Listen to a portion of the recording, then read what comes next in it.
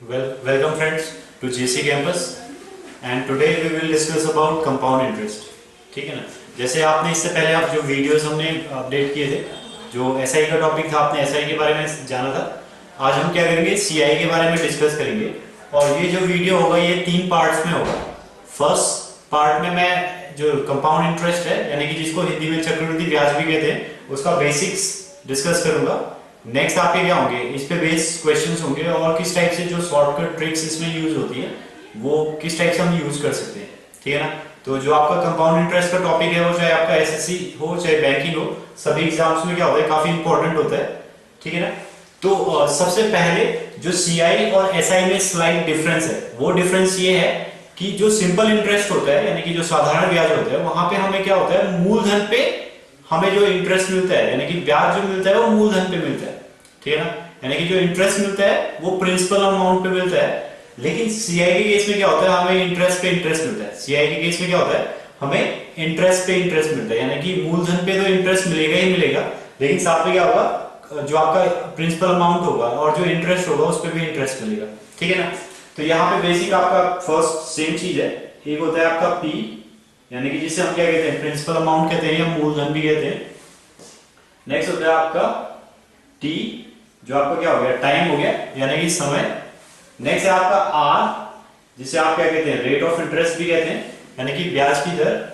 और नेक्स्ट होता है आपका ए होता है आपका अमाउंट, और लास्ट है आपका सीआई, लास्ट है सीआई। ठीक है ना। अब सबसे पहले इसका जो बेसिक फॉर्मूला होगा उसके बारे में डिस्कस करेंगे। यहां पे अमाउंट का जो फॉर्मूला होता है वो होता है आपका P into 1 plus R upon 100 whole की पावर n। ठीक है ना। तो ये तो क्या होता है, हमारा अमाउंट का फॉर्मूला होता है कि P equal to P into 1 plus R upon 100 whole की पावर n। लेकिन ये फॉर्मूला मैं कहां पे अप्लाई करूंगा, जहां पे आपका रेट ऑफ इंटरेस्ट क्या होगा, एनुअल होगा। जहां पे रेट ऑफ इंटरेस्ट क्या होगा, एनुअल होगा, यानी कि ब्याज की दर जो होगी वो क्या होगी, ईयरली होगी, यानी कि वार्षिक होगी। यानी कि ब्याज की दर अगर वार्षिक है तो आप डायरेक्ट ये फॉर्मूला लगाओगे। बट यहां से हमारे पास अमाउंट आएगा, यहां से क्या आएगा, हमारे पास अमाउंट आएगा। तो अगर मुझे प्रिंसिपल निकालना है, मुझे क्या करना है, सीआई निकालना है, तो मैं क्या करूंगा, अमाउंट में से प्रिंसिपल माइनस कर दूंगा तो मेरे पास सीआई आ जाएगा। अगर मैं क्या करता हूं, अमाउंट में से प्रिंसिपल माइनस कर दूंगा तो मेरे पास क्या आ जाएगा, सीआई आ जाएगा। ठीक है ना। अब इसमें जो सेकंड टाइप का क्वेश्चन होगा उसमें क्या होता है कि जो रेट ऑफ इंटरेस्ट होता है वो हाफ ईयरली हो जाता है, यानी कि जो आपका ब्याज की दर होगी वो अर्धवार्षिक हो जाएगी। ब्याज की दर क्या होगी, अर्धवार्षिक हो जाएगी। तो जब ब्याज की दर अर्धवार्षिक होती है तो 2 चेंजेस होते हैं, यानी कि जब आपकी रेट ऑफ इंटरेस्ट क्या होगा, हाफ ईयरली होगा। ठीक है ना। तो यहां पे 2 चेंजेस होंगे। फर्स्ट जो चेंज होगा वो होगा रेट ऑफ इंटरेस्ट में, यानी कि रेट ऑफ इंटरेस्ट क्या हो जाएगा, अपना आधा हो जाएगा। अगर ब्याज की दर लेट अस सपोज 10% है तो हाफ ईयरली के केस में क्या करूंगा मैं, इसको ये हो जाएगा आपका 10/2, यानी कि 5%। ये कितना हो जाएगा, 5% हो जाएगा। ठीक है ना। लेकिन अगर आपको जो टाइम दिया हुआ है वो उसने 2 इयर्स दिया हुआ है, टाइम क्या दिया हुआ है, 2 इयर्स दिया हुआ है। तो हमें पता है कि 1 ईयर में क्या होते हैं, 2 क्वार्टर्स, 2 हाफ ईयर्स होते हैं। तो जो आपके 2 इयर्स होंगे, 2 इयर्स में क्या हो जाएंगे, आपके 4 हाफ इयर्स हो जाएंगे। यानी कि आप टाइम क्या ले लोगे, टी की वैल्यू 4 ले लोगे, आप टी क्या लोगे, 4 ले लोगे। ठीक है ना। ये तो क्या हो गया, आपका बेसिक फॉर्मूला हो गया ईयरली के लिए, ये हाफ ईयरली के लिए हो गया। अब नेक्स्ट है आपका क्वार्टरली के लिए, QUARTE, क्वार्टरली। ठीक है ना। तो क्वार्टरली के केस में क्या होता है कि जो आपका रेट ऑफ इंटरेस्ट होगा, ठीक है ना, इसमें फिर से चेंज आएगा और रेट ऑफ इंटरेस्ट हो जाएगा आपका R/4, यानी कि रेट ऑफ इंटरेस्ट का अपना क्या होता है, जस्ट 1/4 हो जाता है। जस्ट क्या होता है, 1/4 हो जाता है। और जो टाइम होगा ये आपका 40 हो जाएगा। ठीक है ना। अगर आपका क्या है, जो जितना भी टाइम होगा वो क्या हो जाएगा, जस्ट 4 टाइम्स हो जाएगा, क्योंकि एक साल में क्या होते हैं, 4 क्वार्टर्स होते हैं। एक साल में क्या होते हैं, 4 क्वार्टर्स होते हैं। ठीक है ना। तो ये आपका क्या हो गया, रेट ऑफ इंटरेस्ट R/4 हो गया और टाइम आपका क्या हो गया, 40 हो गया। टाइम क्या हो गया, 40 हो गया। ठीक है ना। अब जो इसमें नेक्स्ट आपके वो होंगे यहाँ पे अगर आपको क्वेश्चन दे रखा है तो ये क्या, इसमें आप क्या कर सकते हो, जैसे हमें अप्लाई करना है इसे, तो ये क्या हो जाएगा a equal to p into 1 plus r upon 100। अब जैसे ये r/4 है तो आप क्या कर सकते हो, यहाँ पे 4 लिख सकते हो, इंटू 4 अपॉन, और यहाँ पे टाइम दिया होगा 4t कर दोगे, जितना भी टाइम दिया हुआ होगा उसको आप क्या कर दोगे 4 से मल्टीप्लाई कर दोगे, ठीक है ना। ये तो इसका क्या हो गया half yearly, quarter, first annual में क्या होता है, नॉर्मल फॉर्मूला होता है, हाफ ईयरली का केस होगा तो रेट ऑफ इंटरेस्ट आधा हो जाएगा और टाइम डबल हो जाएगा। लेकिन जब क्वार्टरली का केस होगा तो रेट ऑफ इंटरेस्ट 1/4 हो जाएगा और टाइम जस्ट 4 टाइम्स हो जाएगा, ठीक है ना। ये तो आपको क्या हो गया कि जब आपका rate of interest quarterly, half yearly या एनुअली दिया हुआ है, ठीक है ना।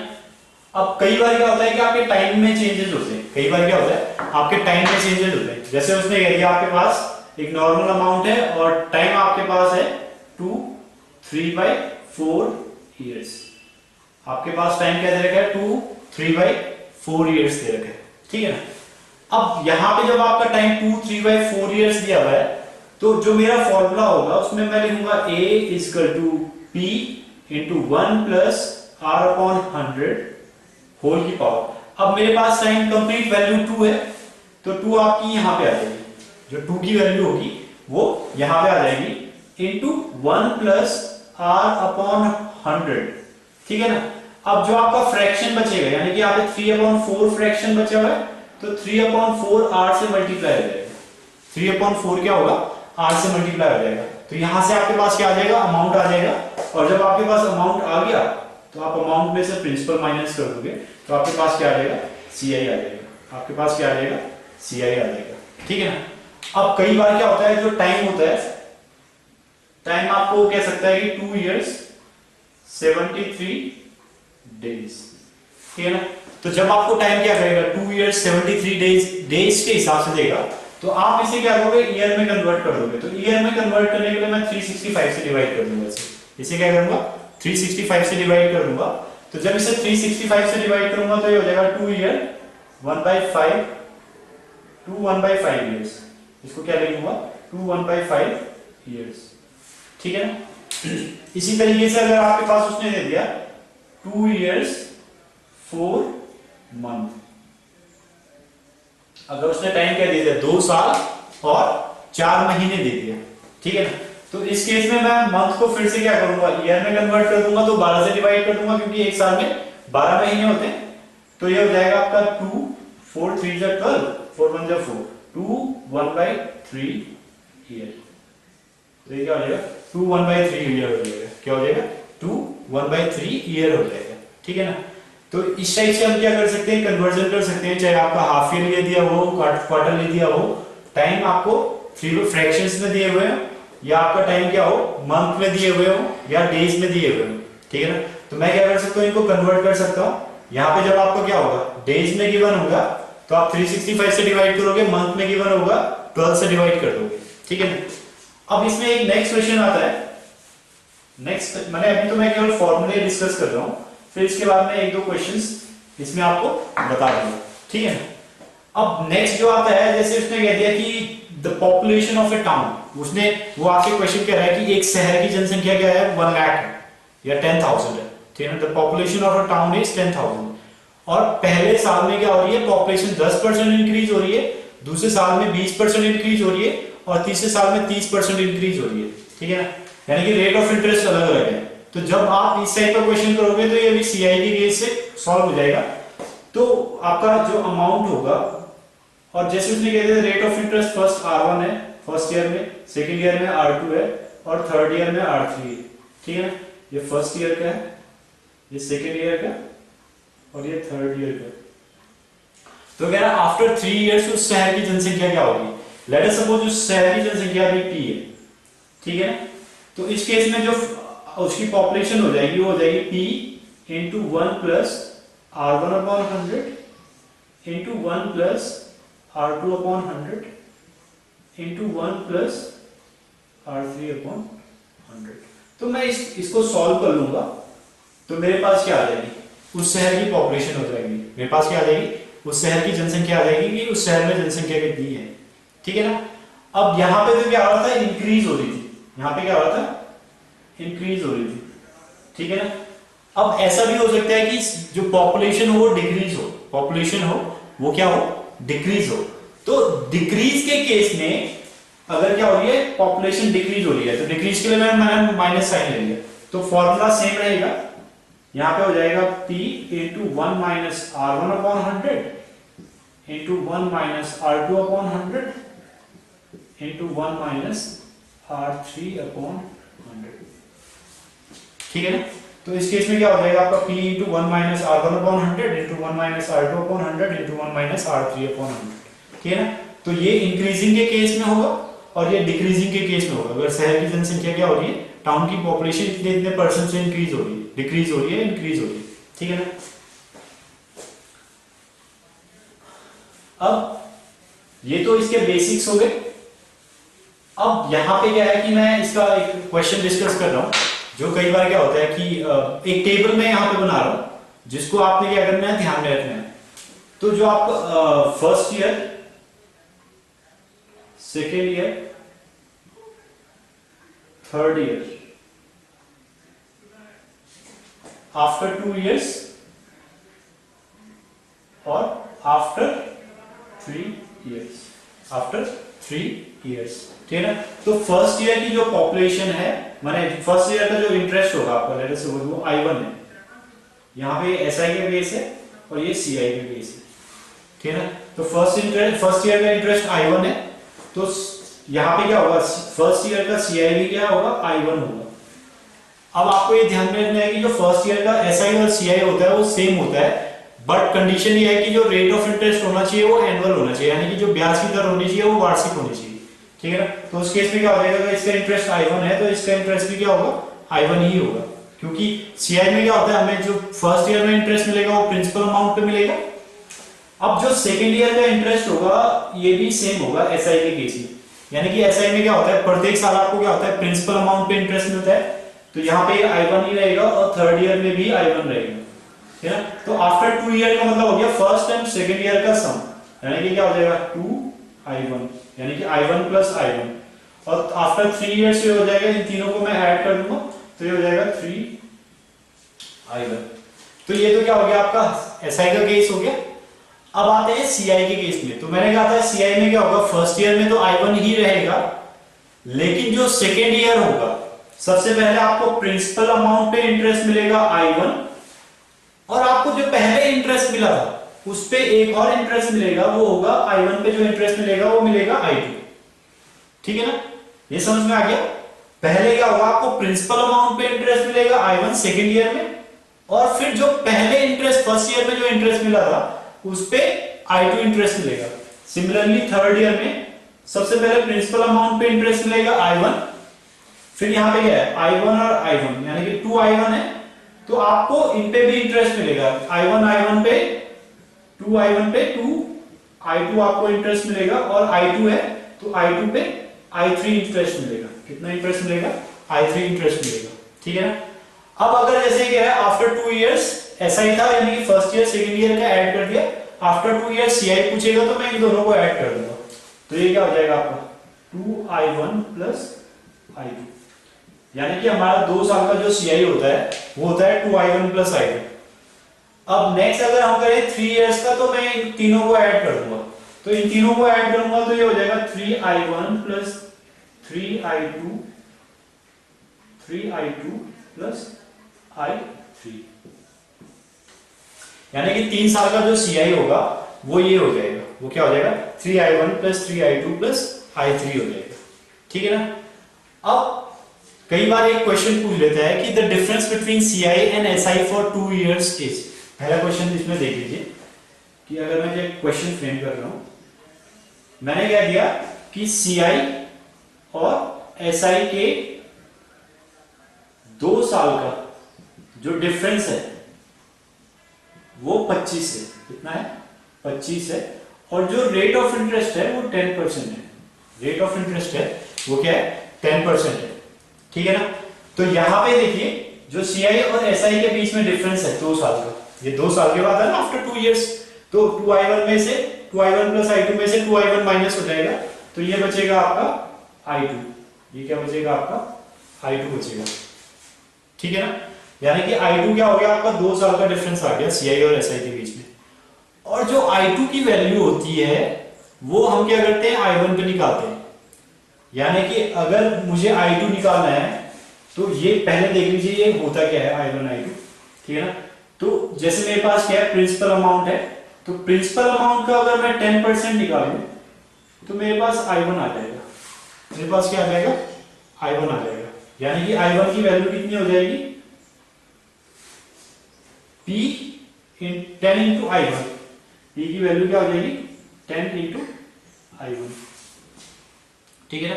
अब मुझे क्या करना है I1 की वैल्यू निकालनी है, यानी कि ये जो आपके पास डिफरेंस दिया हुआ है ये I2 दे रखा है, यानी कि I2 की वैल्यू कितनी हो गई आपके पास 25, और I2 निकलता है आपका I1 इंटू 10/100 इक्वल टू 25। तो 0 से 0 कैंसिल हो जाएगा, तो I1 आपका आ जाएगा 250, I1 कितना आ जाएगा 250। ऐसे ही अगर मैं क्या करूंगा यहां से, अब I1 पे आप निकलते हैं प्रिंसिपल पे, I1 किस पे निकलता है प्रिंसिपल पे निकलता है, तो प्रिंसिपल का 10% आप निकाल दोगे तो वो आ जाएगा आपके पास 250, ठीक है ना। 0 से 0 कैंसिल हो गया और ये 0 उधर मल्टीप्लाई आ जाएगा, तो P इक्वल टू 2500, यानी कि आपका प्रिंसिपल अमाउंट क्या हो जाएगा 2500 हो जाएगा। उसने कहा था difference between CI and SI for 2 years is 25 and rate of interest is 10%, what will be the principal. तो आपने क्या करना था प्रिंसिपल फाइंड आउट करना था। तो मैं क्या कर लिया पहले P का 10% क्या होता है I1 होता है, ठीक है ना। यानी कि यहां से लास्ट में आप सॉल्व करोगे तो P की वैल्यू क्या हो जाएगी 2500 हो जाएगी, ठीक है। इसके बाद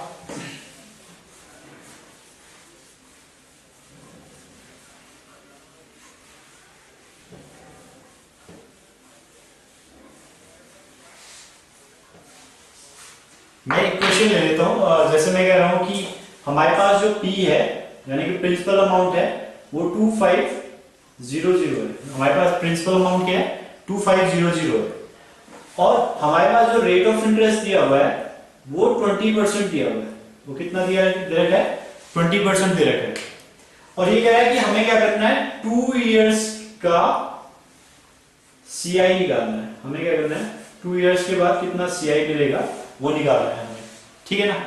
तो जो हमारा रेट ऑफ इंटरेस्ट होगा, यहां पे मैं एक शॉर्टकट बता रहा हूं, ये जो आपका है, ठीक है ना, क्योंकि इस टाइप से हम इसे इजीली सॉल्व कर सकते हैं। तो जो रेट ऑफ इंटरेस्ट होगा इसको मैं A plus B plus AB upon 100 इसके फॉर्मूले में रख दूंगा। मैं क्या करूंगा जो आपका रेट ऑफ इंटरेस्ट है उसे A plus B plus AB upon 100 के फॉर्मूले में रख दूंगा। यहाँ पे A भी 20% होगा और B भी 20% होगा, तो ये हो जाएगा आपका 20 प्लस 20 प्लस 20 इंटू 20 अपॉन 100। तो 2 0 से 2 0 कैंसिल हो जाएंगे, तो यहाँ पे आ जाएगा 20 प्लस 20 40 और 40 इंटू 4 40 प्लस 4 44%। ये कितना आ जाएगा आपका 44%। यानी कि अगर मुझे केवल CI निकालना है 2 साल का, तो मैं क्या करूंगा प्रिंसिपल अमाउंट का 44% निकाल दूंगा, ये मेरा CI हो जाएगा, ठीक है ना। यानी कि 2500 इंटू 44 अपॉन 100। 2 0 से 2 0 कैंसिल हो गए, 25 चक्कू कितना होता है 100, 10 हो जाएगा कैरी आपका, 25 चक्कू 100, 100 में 10 जोड़ देंगे तो 110 यानी कि 1100। यानी कि आपका जो CI होगा वो क्या हो जाएगा 1100 हो जाएगा, जो आपका CI होगा वो क्या हो जाएगा 1100 हो जाएगा, ठीक है ना। इसके बाद इसमें एक और क्वेश्चन देख लेते हैं।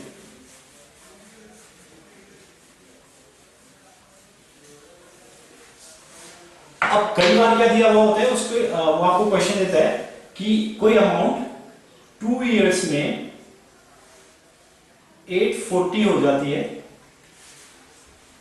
और 3 इयर्स में 900 हो जाती है। 3 इयर्स में क्या होती है 900 हो जाती है, ठीक है ना, एट CI, ठीक है ना। तो वो कह रहा है कि what will be the rate of interest, वो क्या पूछ रहा है आपसे रेट ऑफ इंटरेस्ट पूछ रहा है।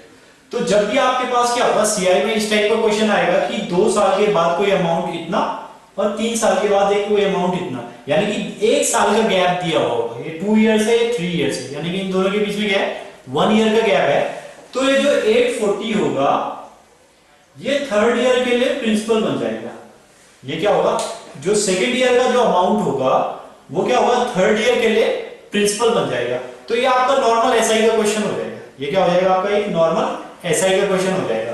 तो एसआई में जब हमें रेट फाइंड आउट करना होता है तो हम क्या करते हैं, ठीक है ना, यहां पे क्या हो जाएगा, मैं पहले क्या करूंगा सीआई निकाल लूंगा, यानी कि इनके बीच का डिफरेंस निकालूंगा। तो 900 माइनस 840, तो ये कितना हो गया आपका 60, कितना हो गया 60 हो गया, यानी कि एसआई आपका क्या हो जाएगा 60 हो जाएगा। तो हो जाएगा SI into 100 upon P into T, ठीक है। तो एसआई है आपका कितना 60 इंटू 100 और प्रिंसिपल था आपका, यानी कि ये प्रिंसिपल हो जाएगा तो 840 और इंटू टाइम, टाइम मैं 1 ईयर लूंगा क्योंकि इन दोनों के बीच में क्या है 1 ईयर का गैप है, ठीक है ना। तो ये क्या हो जाएगा 0 से 0 कैंसिल हो गया, 6 1 जा 6 और 6 4 जा 6 चकू 24 14, तो ये क्या हो जाएगा आपका 100 अपॉन 14, ठीक है, क्योंकि ये 0 ऐड हो जाएगा तो 100 अपॉन 14 7 1/7%। अगर आपको फ्रैक्शन याद हो तो ये क्या हो जाता है 1/14 हो जाता है 7 1/7%, ठीक है ना। तो हमारा डायरेक्ट क्या हो गया, जो रेट ऑफ इंटरेस्ट होगा 7 1/7% होगा, क्योंकि उसने लास्ट में क्या पूछा था रेट ऑफ इंटरेस्ट ही पूछा था इसने, ठीक है ना। ओके फ्रेंड्स, होप आपको हमारे वीडियोस काफ़ी इन्फॉर्मेटिव लगे होंगे। आप हमारे चैनल को लाइक एंड सब्सक्राइब भी कर सकते हैं। इसके अलावा हमारा इंस्टीट्यूट पहला इंस्टीट्यूट है जिसने उत्तराखंड के या स्टेट लेवल के जो वीडियोस होते हैं वो बनाए हैं, जो कि काफ़ी फ्री भी अवेलेबल हैं। इसके अलावा अगर आपको और डीपर वीडियोस चाहिए तो उसके लिए आप हमारे वीडियो पैकेज भी खरीद सकते हैं, जो आपके एसएससी के रिगार्डिंग या बैंकिंग के रिगार्डिंग या स्टेट लेवल के एग्जाम्स के रिगार्डिंग, अगर आपको कोई भी वीडियो पैकेज की रिक्वायरमेंट है तो आप नीचे लिखे गए नंबर्स पे कांटेक्ट कर सकते हैं।